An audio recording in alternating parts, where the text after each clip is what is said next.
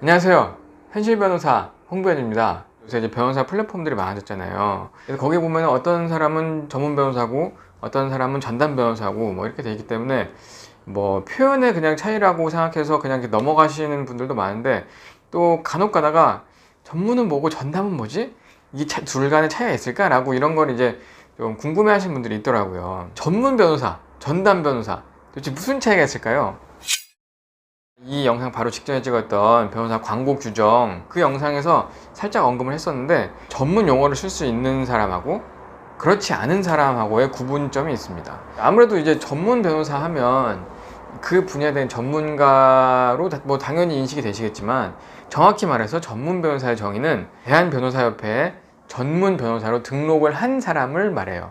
전문 변호사 등록을 한 사람만 내가 전문 변호사라는 단어를 쓸 수가 있고, 그렇지 않은 사람들은 전문 변호사라는 단어를 쓰지 못합니다. 그래서 그 유사한 단어를 쓰는 게 전담 변호사가 되는 거죠. 결국에는 이제 전문을 피해 가지고 전담으로 광고를 하는 거고, 전담 변호사의 뜻은 예를 들면은 손해배상, 뭐 산업재해 이런 것만 내가 전담 마크 한다, 그것만 전담해서 한다, 뭐 이런 의미겠죠. 그러면 이제 전문 변호사는 무조건 등록만 하면 되는 것이냐? 근데 그것이 아닙니다. 전문 변호사는 일정한 요건이 있어요. 요게 바로 이제 변호사 전문 분야 등록에 관한 규정이고, 전문 분야 제3장 전문 분야의 등록이 있습니다. 등록 요건, 그 다음에 제8조 등록 요건인데, 여기 보시면 해당 변호사의 법조 경력이 3년 이상일 것, 그리고 해당 변호사가 전문 분야의 등록 신청 전 최근 3년 내에 이 회가 인정한 연수도는 제12조 1항에서 정한 기준을 포함하여 해당 전문 분야 관련 교육을 14시간 이상 이수하였을 것. 해당 변호사가 전문 분야의 등록 신청 전 최근 3년 내에 전문 분야별 요구되는 사건 수임 건수 이상의 사건을 수임하였을 것. 이렇게 되어 있습니다.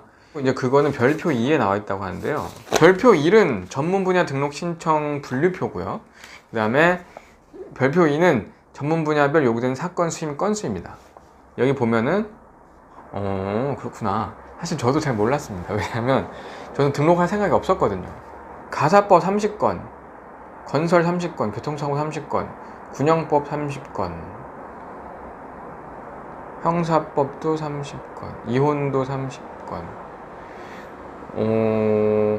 이혼이 가사법 안에 포함되어 있는 건데, 가사법 전문가는 뭐고 이혼 전문가는 뭘까? 이 표가 한 장이네? 민사법 30건. 손해배상은 민사법 안에 포함되어 있는 건데, 민사법도 있고 손해배상도 있네요. 아무튼 이 분야도 제가 뭐 이해가 잘 안 갑니다. 형사는 겹치는 게 없구나. 형사는 형사법 하나네요. 근데 의료법 위반으로 걸려도 형사사건이 될 수 있으니까 그럴 수 있고, 증권도 그런 식으로 걸릴 수 있으니까, 관세도 그런 식으로 걸려가지고 형사사건이 될 수 있으니까 또 그렇게 볼 수도 있겠네. 종합을 해보자면요, 3년 이상 변호사를 하면서 3년 안에 최대 30건 또는 10건만 해도 전문 변호사로 등록할 수 있는 항목은 뭐가 있냐면요, IT, 국제관계법, 국제조세법, 국제중재, 방송통신, 스포츠, 에너지, 이주 및 비자, 조선, 종교, 중재, 해상, 헌법재판, 환경, 성년 후견, 스타트업, 학교폭력. 3년 정도 변호사를 하면서, 3년 이상 변호사를 하면서 3년 안에 최대 30건, 적게는 10건 정도 하면 전문 변호사 등록을 할 수가 있어요.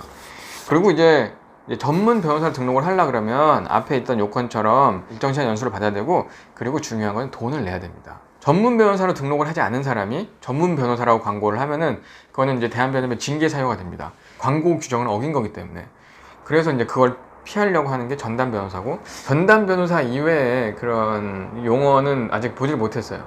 제 생각엔 전담도 되고 전임 변호사도 될 것 같고, 그 다음에 뭐 숙달 변호사도 될 것 같고, 뭐 그렇긴 한데, 전문 변호사 등록에 대해서 상당히 비판적인 입장들도 많습니다. 전문 변호사 제도를 긍정적으로 바라보는 측면에서는 아무래도 변호사가 물론 이제 법률 전문가긴 하지만 어떤 분야의 전문가라는 걸 공식적으로 인정받는 게 필요한데, 그런 거를 이제 공식적으로 인정받을 수 있게끔 해놨기 때문에 아무래도 이제 변호사 영업에도 도움이 되고 자신의 전문성을 드러내는 데도 도움이 된다, 이렇게 말씀하시는 분들도 있는 반면에, 변호사는 법률 전문가라고 할 수 있는데 그런 사람을 전문 등록 때문에 많은 변호사들을 비전문가로 만들어 버리는 거 아니냐, 약간 이런 비판도 있고, 전문 분야별 요구되는 사건 수임 건수가 이제 3년간 30건에서 적게는 3년간 10건이니까 사실상 10건으로 전문가가 되기는 솔직히 어렵잖아. 물론 이제 10건 이외에 다른 연수도 받았고 다른 뭐 많이 공부도 했겠지만, 아무래도 이제 이 사건을 굉장히 많이 처리해 본 사람이라고 하기에는 좀 적은 숫자죠, 객관적으로. 그리고 이 항목이 좀 어설프잖아요. 왜냐면 아까도 제가 말씀드렸다시피 가사법에 이혼이 포함되어 있는데 가사법 전문 변호사도 있고 이혼 전문 변호사도 있어요. 그리고 민사법이라는 거는 굉장히 광범위하잖아요. 돈에 관한 거는 뭐 거의 다 민사라고 볼 수가 있는데, 민사법 전문가도 있는데 손해배상도 있고 부동산 전문가도 있고 보험도 있고 등기 경매도 있고 채권 추심도 있고 막 이런 거야. 솔직히 항목 자체가 조금 이상하긴 해요. 제가 봐도 좀 이상하긴 해. 그리고 이제 마지막으로 이 전문 변호사를 약간 비판적으로 보시는 분들 가운데서 하신 말씀이, 이게 전문 변호사를 등록하면 돈을 내야 되는 거예요. 변호사는 법률 전문가인데 내가 더 전문성 인정받기 위해서 내가 돈을 내야 된다. 내가 돈을 내야 전문 변호사로서 인정받을 수 있다는 것 자체가 약간 좀 모순적일 수 있잖아요. 기분이 나쁠 수가 있고 자존심이 상할 수가 있는 거고. 그래서 이제 비판적으로 바라보시는 분들도 꽤 있습니다. 저는 뭐 그렇게 생각합니다. 규정이 만들어졌으니까 이걸로 인해서 내가 조금 더 뭔가 전문성을 드러내고 싶으신 분들은 등록을 하고, 아닌 사람은 뭐 등록 안 하고 그러면 되겠죠. 간단하게 궁금하신 거 한번 말씀드려봤습니다. 다음번에 다른 영상으로 다시 찾아뵙겠습니다.